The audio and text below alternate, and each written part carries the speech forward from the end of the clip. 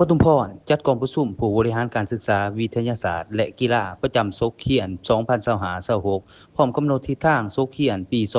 2026-27วันที่7สิงหาคมปี2026ที่ผ่านมานี้อยู่ที่สโมสรเมืองปทุมพรหอการศึกษาธิการและกีฬาเมืองปทุมพรได้จัดกองประชุมผู้บริหารการศึกษาวิทยาศาสตร์และกีฬาประจำศกเขียนปี2025-26และกำหนดทิศทางแผนการศกเขียนปี2026-27กองประชุมได้รับเกียรติจากท่านนางปทุมาแก้วมณีรองประธานคณะกรรมการปกครองเมืองผู้ชี้นำคงเขตวัฒนธรรมสังคมท่านโพไส้วงศ์คำสาวห้องหัวหน้าแผนกศึกษาธิการและกีฬาแข้งจำปาสักท่านไกรอำพรคำสิงสวัสดิ์หัวหน้าห้องการศึกษาธิการและกีฬาเมืองปทุมพรพร้อมคณะมีคณะกรรมการปกครองหาตาแสงผู้อำนวยการโรงเรียนประธานกลุ่มการศึกษาและผู้แทนจากภาคส่วนที่เกี่ยวข้องเข้าร่วมอย่างพร้อมเพรียง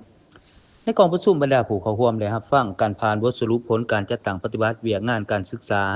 จากการรายงานพบว่าในโซเคียนที่ผ่านมาไหลจัดตั้งปฏิบัติ10ขาดไม้หลักโดยไหลบรรลุ5ขาดไม้บ่บรรลุ4ขาดไม้และอีก1ขาดไม้ยังบ่ทันได้ดำเนินการจากนั้นบรรดาผู้แทนจากโรงเรียนกลุ่มการศึกษาและคณะกรรมการปกครองตาแสงก็ได้ร่วมกันปรึกษาหารือและเปลี่ยนบทเรียนเสนอปัญหาวิธีแก้ไข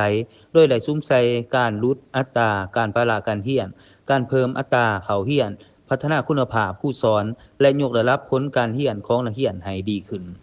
ในโอกาสนี้ท่านโพไส้วงศ์คำสาวห้องหัวหน้าแผนกศึกษาธิการและกีฬาแข่งจำปาสักก็ได้ประกอบความเห็นและให้ทิศชี้นำต่อกองประชุมโดยได้เน้นให้ทุกภาคส่วนสืบต่อยกระดับคุณภาพการศึกษาเพิ่มความรับผิดชอบและร่วมกันแก้ไขปัญหาที่ยังคงค้างตอนท้ายท่านนางปทุมาแก้วมณีรองประธานคณะกรรมการปกครองเมืองก็ได้กล่าวสรุปและชี้นำให้คะแนนการศึกษาสืบต่อเสริมสร้างคุณภาพการเรียนการสอนสร้างความเข้มแข็งในการคุ้มครองและการประสานงานกับทุกภาคส่วนเพื่อให้การศึกษาของเมืองปทุมพรพัฒนาอย่างยืนยง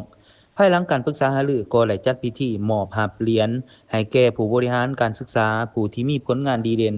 กองประชุมในครั้งนี้นับเป็นเวทีอันสำคัญในการทบทวนผลงานโซเคียนที่ผ่านมาถอดถอนบทเรียนกำหนดมาตรการแก้ไขข้อบกพร่องและวางทิศทางพัฒนาเวียกงานศึกษาของเมืองปทุมพรเพื่อให้บรรลุขาดไม้ที่วางไว้ในโซเคียนปี